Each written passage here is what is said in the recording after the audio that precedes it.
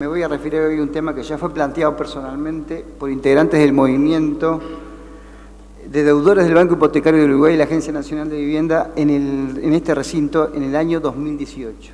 Y es el tema de los llamados deudores del Banco Hipotecario del Uruguay. Como es sabido, este reclamo lo vienen llevando adelante algunos ciudadanos de este departamento y componen un grupo de más de 22.000 familias y deudores, ¿no?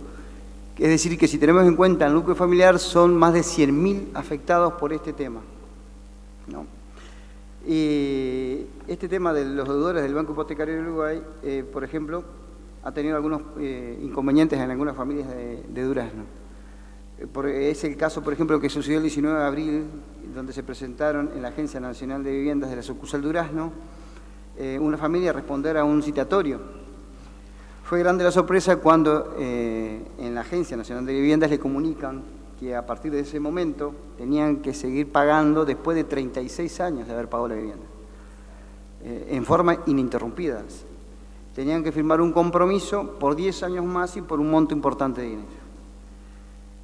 Esto está regulado básicamente por la ley 13.728, en el artículo 35, en redacción dada por la ley 19.588, artículo 1, que fue aprobada en el año 2017, que establece que los plazos de amortización de los préstamos otorgados por el Fondo Nacional de Vivienda serán hasta 25 años, pudiendo prorrogarse por causas excepcionales a criterio de la Administración hasta un máximo de 35 años. Lamentablemente, estos plazos se exceden largamente. Hay familias que pagan las cuotas por más de 35 años y por montos muy importantes, que obviamente para una familia promedio es prácticamente imposible. La problemática se generó en el correr de estos años. Aún al día de hoy no se encuentra solución, originando una serie de perjuicios e incluso pérdida de viviendas a los más llamados deudores del Banco Hipotecario y la Agencia Nacional de Vivienda, ya que los que no perdieron sus casas, gran parte de ellos están al día en sus obligaciones y son miles de casos que están atrapados de alguna manera por las malas soluciones aplicadas por el Estado. El problema comenzó con la aprobación de la ley 18.125, ley que trata sobre modificación de la Carta Orgánica del Banco Hipotecario del Uruguay. Esta ley originó que al día de hoy, unilateralmente, familias que habían accedido a un porcentaje de un crédito hipotecario social, siendo ahorristas previos del Banco Hipotecario, pagan cada vez más cantidad de dinero y estén más lejos de finalizar sus deudas, convirtiéndolas en una suerte de deudas prácticamente impagables. Si bien la solución no es fácil, sí es ya necesaria y obligatoria, ya que fue el Estado, a través de esta ley 18.125, la causante de un gran desequilibrio en las familias que confiaron en el Estado para obtener la vivienda. Repetimos entonces que esta ley 13.728, en su artículo 35, claramente establece que los plazos de amortización de dichos préstamos están limitados hasta 35 años, sin embargo pagan mucho más allá de eso. Asimismo, el monto a afectar sobre los ingresos líquidos del núcleo familiar lo limita hasta un 25%.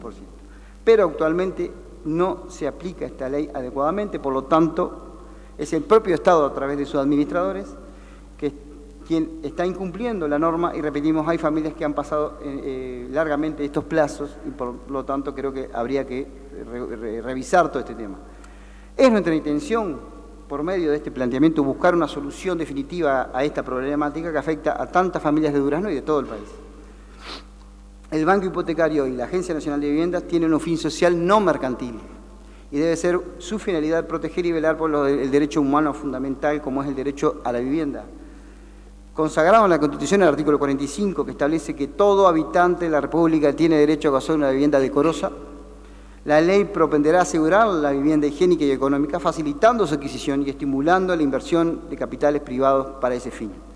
Esto también está regulado en la Declaración Universal de Derechos Humanos, el artículo 25, y el Pacto Internacional Social Económico, artículo 11.1, donde se protege el derecho a la vivienda y se establece como un derecho humano fundamental que el Estado hoy día, con estas prácticas mercantiles, no está respetando.